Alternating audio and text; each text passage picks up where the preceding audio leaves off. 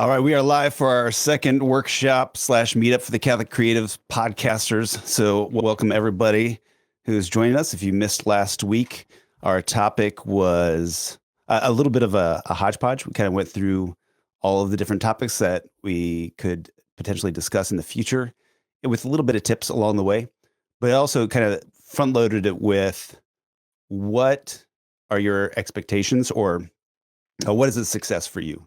What's a failure? And so if you missed that, you can go ahead and check that out. It's in the Catholic Creatives Podcasters group. But I found out Facebook just announced that they're doing a 30-day limit on lives being active, and then they archive them or delete them. So it'll only be there for 30 days. We're going to be posting these at the University of St. Thomas Mac Studios website. So I'll be sure to provide links for that when we get those up. But you can check that out. Today's episode I am excited about because I think a lot of times people have a hard time continuing their podcast. They call it pod fade, when people kind of fade off and, their weekly show turns into every other week, turns into monthly, turns into like last episode we did was 2 years ago. And, a lot of people don't make it through even 7 episodes, they say.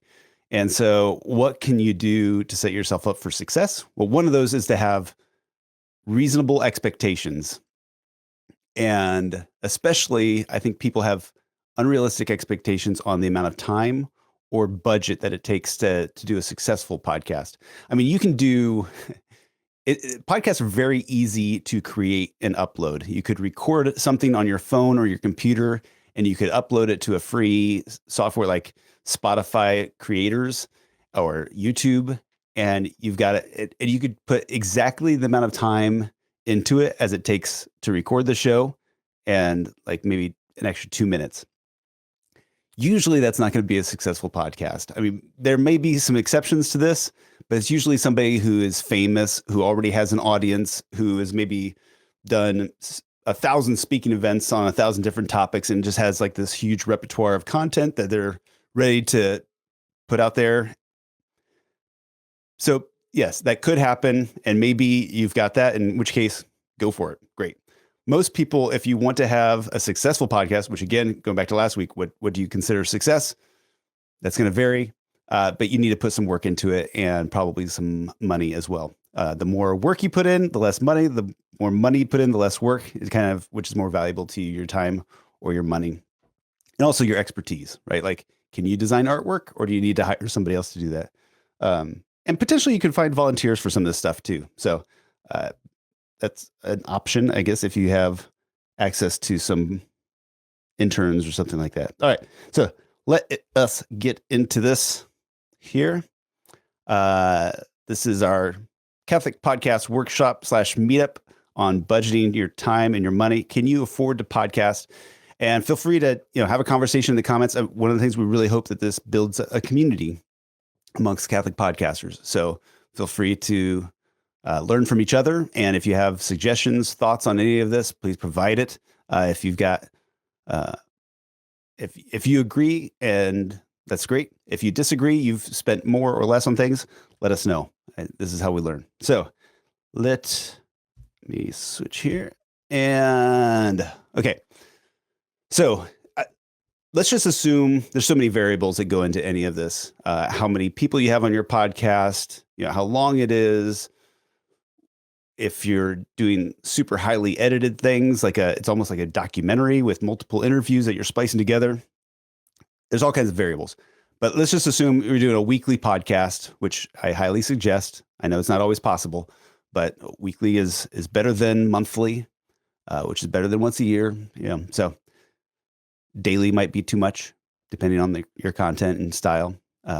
Catholic Sprouts has done a great job of doing a daily podcast, but a lot of us can't do that. So first you're going to do is, can you block out the time that you need? Like, can you schedule that into your calendar that every Monday from 10 to noon, you're going to work on your podcast, or, you're going to do 30 minutes a day or 2 hours a day or 3 hours a day, whatever. Can you block that out of your schedule so that it's just part of what you do every day? You eat, you go to the bathroom, you take a shower, you record your podcast, whatever. And before we kind of get into the weekly stuff, there's also the planning before you launch a podcast. And so there should be thought and time that goes into it. And maybe that's already happened. Maybe you've been thinking about it in your head and maybe you haven't had a dedicated sit down and pencil it out, which would be a good thing to do. But it's going to take some planning. It's going to take some time to spend making your artwork, picking out your theme song, things like that. So that planning part first. And then once you get into a rhythm of things, every episode, you've got to plan the episode and do some prep work and prepare questions or ideas. And maybe you have a scripted intro or outro. Some people script their entire podcast, but most people would have like an outline or something like that. And then included in there, it would be your guest scheduling. If you have guests every episode, it's going to be work to schedule guests. And now a lot of people want to be on podcasts, so you might not have a hard time finding people, but maybe in your particular niche or your topic for that episode, it might be difficult to work around somebody's schedule. And if you only record Mondays at noon, maybe they're not available then. And so that can be a whole other thing to consider, is how hard is it going to be to schedule guests. And then your actual recording of the episode, once you've got it planned and you've got the guests scheduled, how long is it going to take you to record, and then your editing and posting and promoting. So all these have different time things. And I'm just going to talk about a bare minimum. And of course you could do less than this, but I don't think you should expect to have anybody following you or have a successful podcast and get thousands of downloads, unless you're at least willing to do the bare minimum, which I would say is like 10 to 40 hours of planning your show. I mean, I've probably spent 10 hours just working on podcast artwork for a show, going back and forth with different ideas, getting feedback from people.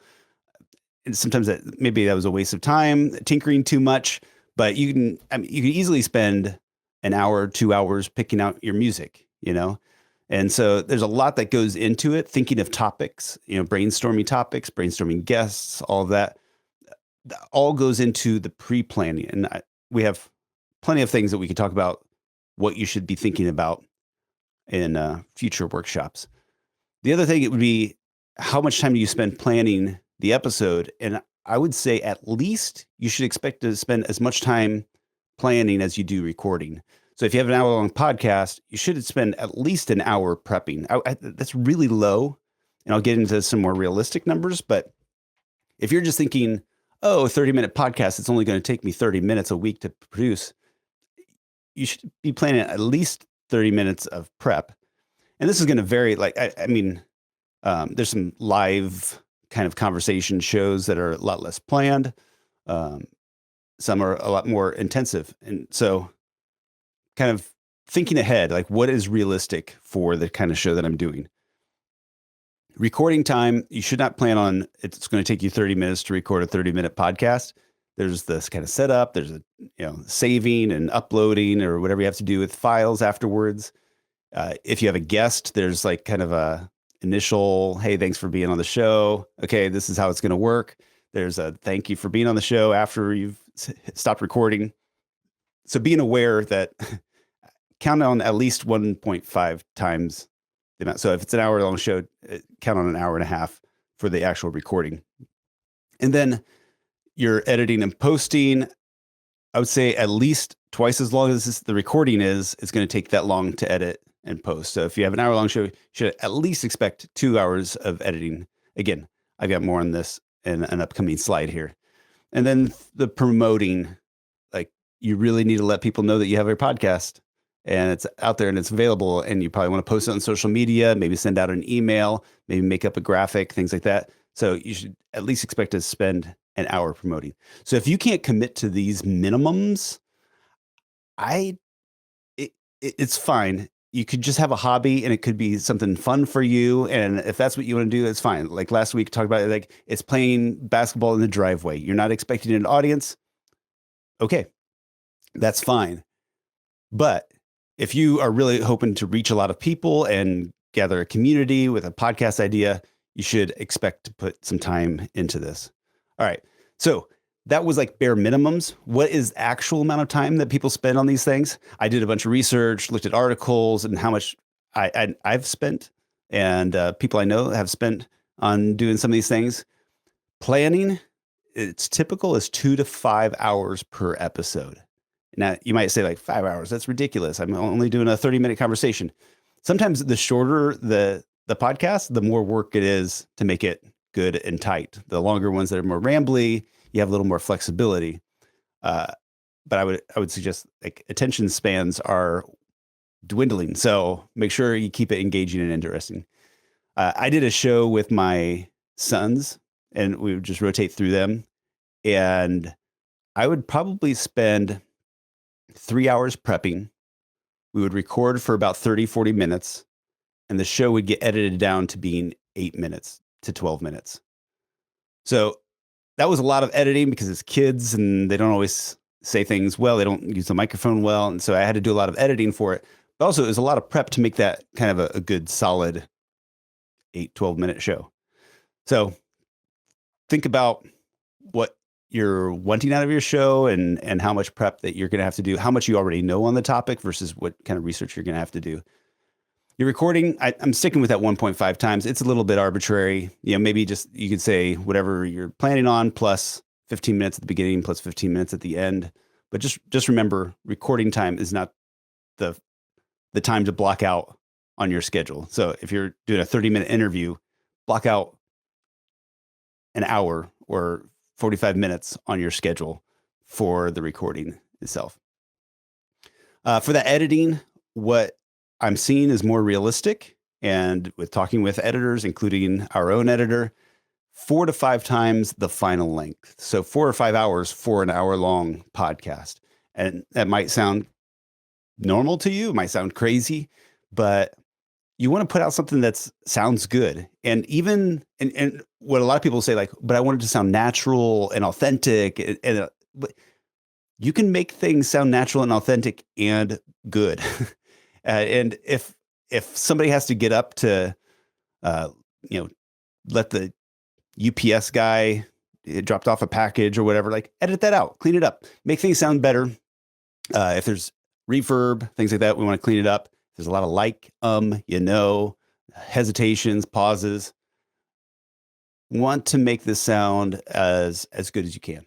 And that's just being professional. And it can still be authentic and natural and be a conversation. And that's where a good editor comes in. If you don't know what you're doing, it might sound choppy and sloppy. Let's see. Next one, video would be significantly more than audio only. So I'm only talking about audio here. Once you add in a video, it adds a whole nother layer of complexity. And it's a lot harder to do those edits to clean it up. So you're probably not going to have as tight of a show, but video is never been more important as far as discoverability and getting your stuff out there. Then promoting. I was reading this article where they were saying that they spend as much time promoting as they do creating a podcast. Several people have said this. And in their case, it was 10 to 15. These are two different podcasters in this article. 10 to 15 hours creating their podcast and 10 to 15 hours promoting the podcast. And that to me sounds like a lot. But if you think of social media, engagement, commenting, sending an email to the guest with links and images and making a custom image for each episode and putting out your newsletter and stuff like that, you could easily rack up this time. And the more you spend promoting it, the more people are going to find out about it. And assuming that you have a good podcast, they're going to stick around. They're going to tell friends. But if nobody knows about it, it doesn't matter how good it is. I mean, maybe if it's really exceptional, one person's going to find out about it and the word will spread. But if you're not promoting it, it's going to take a lot longer. Okay. Now, what are realistic expectations on the money? Not the bare minimum, but more realistic. First of all, there's kind of different categories here. One would be the startup costs. So if you don't have a microphone already, you got to invest in that. Who's going to do the artwork? Are you going to pay for music for the intro and outro? There's some free stuff, but you got to kind of be careful with some of that. And it tends to not be as good as the paid stuff in my experience, but it might be okay. Camera, if you're doing video stuff, software, things like that to think about. Those are things that you have to invest in before you even record your first episode. Then somebody to do the things you don't want to do on a regular basis. So if you don't want to have to do the prep, you don't want to do research into your guests, you don't want to have to brainstorm topics, outlines. Are you going to hire somebody to do that? Do you have an intern? Is there a student? Something like that. Booking, if you don't have time to book guests, you might need somebody to do that for you. The most common is the editing. And then that can kind of go into other things, which I'll get to in a future slide. But yeah, that's popular to hire an editor. Then your ongoing expenses are going to be like your hosting for your podcast. We use Captivate. There's a bunch of different companies that are very good. You can do hosting for free. Like I mentioned with Spotify, there's some trade-offs with that. Website, if you're going to have a website, you're going to have to pay for the maintenance of that and the domain and things like that. And various software that, in one, there's software that you might be able to buy and keep, but there's also software that you might have a monthly expense for. So just keeping that in the back of your head. And then how much are you going to spend on promotion financially? Are you paying somebody to cut up clips? Are you doing paid ads? Are you going to print off some stickers? Are you going to do QR codes that you're going to pass out to people to tell them about your podcast, things like that? Okay, so how does that add up? What are the costs financially? I would say that to start up a podcast, if you already have a microphone, you're all set, like fine, that might be zero. But if you don't have any equipment, I would say the minimum is going to be getting a $50 USB microphone. They sound pretty decent these days. I would suggest a dynamic microphone. We can go into details of that when we get to equipment later down the road. More high-end or a professional setup would probably be more like $500, $600 for a microphone interface that's going to go into your computer. You could also get a separate recorder, like a Zoom L6, or we have a Zoom L8 was the mixer that we have. The Zoom H6 is like a handheld recorder, things like that if you don't want to be recording on your computer. And then there's software and things like that too. If you're doing cameras, I would say probably like $4,000 for 3 cameras and 3 lenses and a video switcher at minimum, some SD cards. All this can go up from there. Like $600 is not the limit on a single microphone setup. You could easily do $1 or $2 grand for your studio, especially if you're doing any acoustic treatment, things like that. And if you're getting into more than one person, you're doing 2, 3, 4 microphones and you need a mixer for it, things like that, it's going to add up. So think about that before you say, I'm going to do a podcast. How much is it going to cost for all of your equipment? And if you have specific questions or budget or anything like that, I'm happy to share some ideas on equipment that you could get. I don't know why I did this. I was just so excited about this. I like inhaled as I was taking a drink of coffee. Don't do that. Okay. Planning an episode. I have no idea how much this would cost. It would vary, if you're getting a volunteer or somebody, that works with you or something like that. Hire somebody online. It's a little risky because you want to make sure it's somebody that knows your field of expertise or things. So, a recording engineer is going to be kind of the same. It could vary between inexperienced and very experienced. I would say maybe you could find a high school kid for $20-$30 or something like that. A professional might be more like $300 to $500, and I would say probably $50 to $200. It would be a range for having somebody to sit down and hit the record for you. Now, if they're bringing their own equipment, that's another story too. Software side of things, there's Riverside would be a good one if you have remote hosts or co-hosts or guests. It records locally. So it's like Zoom or Google Meet or Teams or anything like that, where you have like video chatting, but it records locally instead of like the compressed version that gets sent through the internet. So it records locally, higher quality, and then uploads that at the end, and you can merge those together. So if you're doing anything remote, I would suggest something like Riverside. It starts at $15 a month. and you're going to get much higher quality audio, and if you need it, want it, video as well. Captivate is, like I said, what we were using for podcast hosting. That starts at $17 a month. There's plenty of different options of companies that are more expensive, less expensive. It just kind of depends on what you're looking for some of the options as far as like dynamic ad insertion, or is there any limits to how many episodes or how long they can be or how many downloads you get, things like that. And then Adobe Audition is the most popular, according to a survey that I'm going to share in just a little bit. It's the most popular podcast editing software, but the more professional you get, including our editor, Tony, likes Pro Tools. That's more expensive from what I can tell. And then there's also free options like GarageBand or Audacity if you wanted to go that route. And then if you're going to hire an editor, I'm just going to put out that it's going to be anywhere between $50 to $1,000. I'll get into more here specifically, but there's so many things that could go into it, and how much experience it is, and how much you're editing, how many mistakes that you make, or how clean you're. I've seen some podcasters that's like they deliver like they're reading a script, and it needs no or very little editing. And there's other people or guests that have just been, they're just not comfortable speakers. They're not great at it and requires a lot of editing. Number of microphones also influences that. So it's a lot harder to edit 4 people than 1.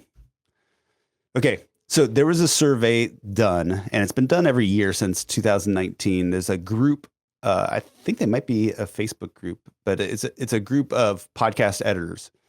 And so they send out a survey every year, and you can see up in the upper right-hand corner that 105 people responded in 2024. And they said, if you look at this circle right there, that basically the average that they charged per episode was $200, $199 to edit one episode of a podcast. That's the average of these 105 people. And that's just basic noise reduction, leveling, and mixing down to an MP3 for a 60-minute show. So that's not actually editing the content. This is leveling and mixing it. Editing would be in addition to that. And then if you look at the chart in the middle there, how long it took them, it's average about 3 hours for a 1-hour podcast episode. So these are people that are doing this professionally, semi-professionally, at least. And it's taking them 3 hours to just level the audio on a 60-minute recording. Now, the better you get, the faster you go. So you learn some tricks, things like that. But also, the more you want to clean it up and edit out some mistakes and things like that, the longer it's going to take. So just to give you a ballpark of what people are charging. Also, this doesn't say like where people are from, or also like what their expertise level is. So, I mean, in this mix are going to probably be a professional, guy with a degree that lives in New York City where expenses are really high, and he's charging a high amount. And it's going to include somebody that's in high school or college that's doing this on the side, or somebody in India that has much lower cost of living and is able to work for much cheaper. So don't put a whole lot of stock into this as far as like, that's what I'm going to expect. If I have to pay more than $200 an episode, I'm getting ripped off. Not necessarily. You do get what you pay for. And some of these people might not be doing a great job for less than that, and some might be doing an excellent job for much more. But it does give you an idea. If you want the results from this survey, let me know in the comments, and I will send them to you. It's a little PDF, not very long, maybe like 7 pages, 7 slides, but interesting.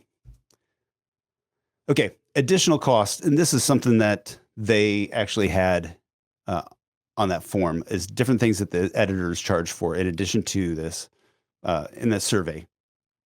So the number one was doing video shorts or audiograms. So video shorts would be just like, a TikTok video, a reel or something like that, a clip of the show that you can post on social media.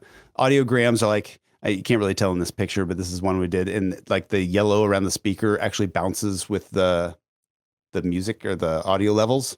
And it's just like a visual, it's usually a static image with like wave files, wave forms or something like that, animated, and a lot of the text coming across the screen so that you can take an audio only podcast and post it as a video on social media. So you could pay somebody extra to do those.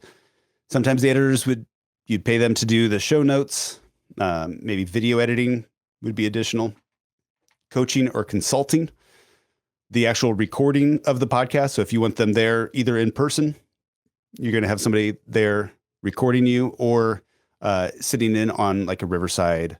The Riverside actually has like a producer role. I forget what it's called. It might be producer. And they can sit and watch the levels and make sure everything's sounding good and looking okay. So that way, if like somebody's microphone cuts out or they keep bumping it, they could stop the recording and say, hey, be careful not to bump your microphone.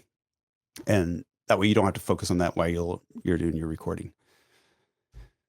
You could have them do voiceovers. So either like for the initial intro, outro stock that you're going to use from now until forever. Maybe you have a custom one for every episode.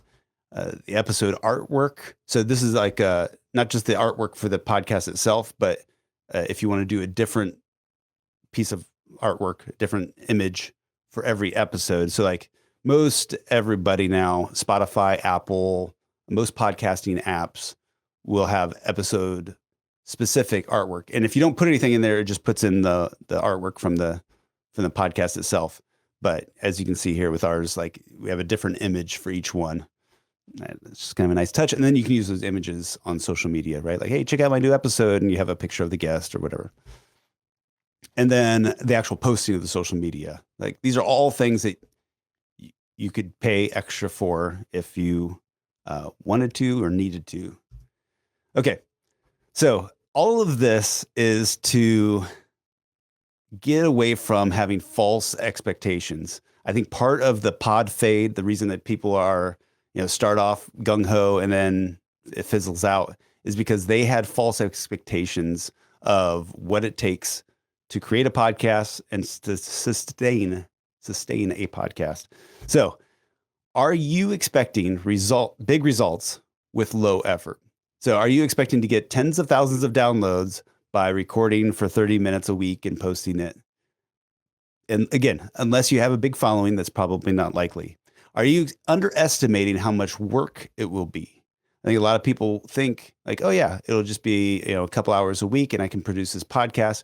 As you've seen in all of these things I've mentioned, there's a lot more that can, and I would say should, go into creating a podcast that isn't just like instant overnight success, because it's not just like if you build it, they will come, right? You need to put some work in.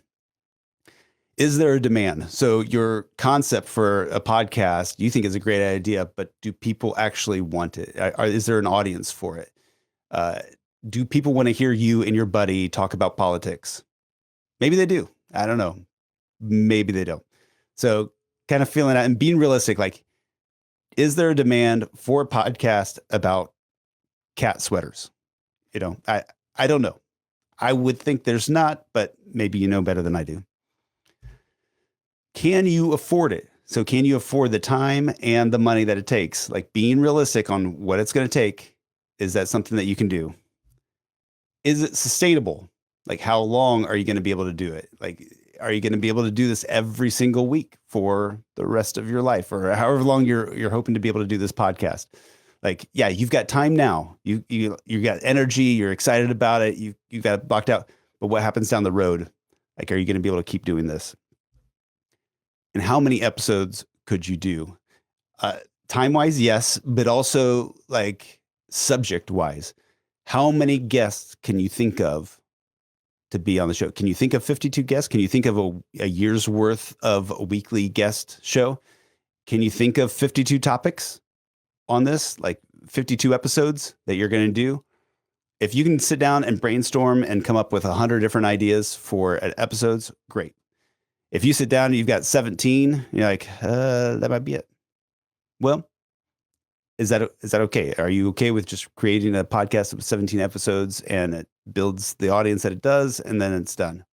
So it's something to think about. I think a lot of times we have ideas for like 5 really good episodes, and then kind of get those 5 done. Like it really takes work to come up with an idea for number 6. Right? It's like the sophomore slump, right? Like the first album that a band does is great because it's like all their best ideas for songs, and then the second one can be a little bit disappointing because like we spent 10 years working on that first album and 8 months working on the second one. So, okay, that's kind of it for this week. If you have any questions, please leave them in the comments. Just want you to think about, what it's going to take. And maybe some of this is going to take some research. If you have very specific needs or questions or ideas, like, how much does it take to edit this kind of a show or whatever, put it in the comments here and we can talk about it. Next week is going to be really important. And this is the 1-page worksheet that you should look at before every episode. So I've kind of put together this 1-page worksheet, and I'm happy to share it with you as a PDF or a Google Doc or whatever. And it's basically gets you thinking about a bunch of different questions about the show. Like, what's the purpose of it? What's the goal? How's the audience going to change? And it's a promise that you're making to the listener about the show. Like, this is why this needs to exist.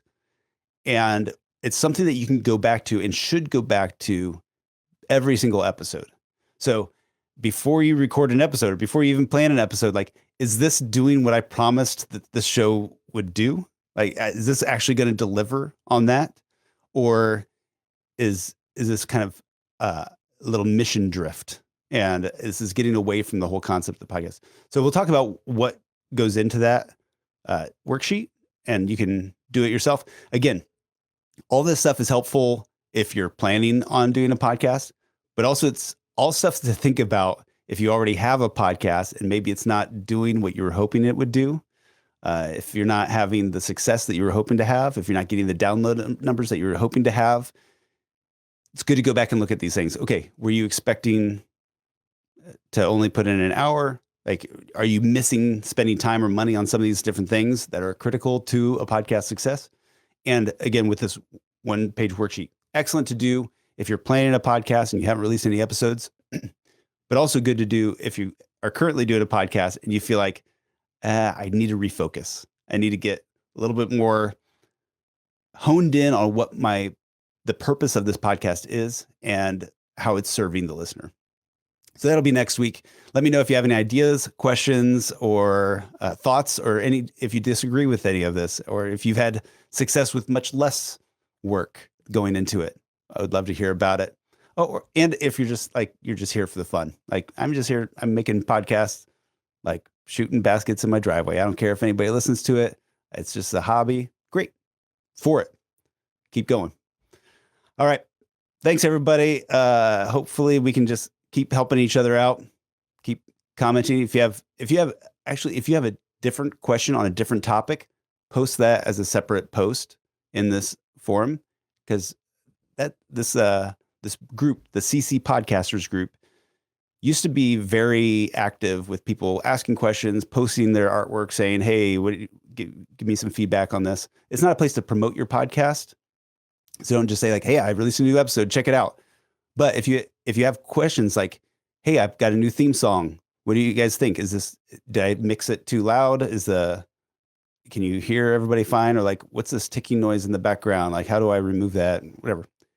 Feel free to post, ask questions, build up the community. We'll help each other. We'll answer each other's questions. It'll be lots of fun. All right. Thanks, everybody. We'll see you next week.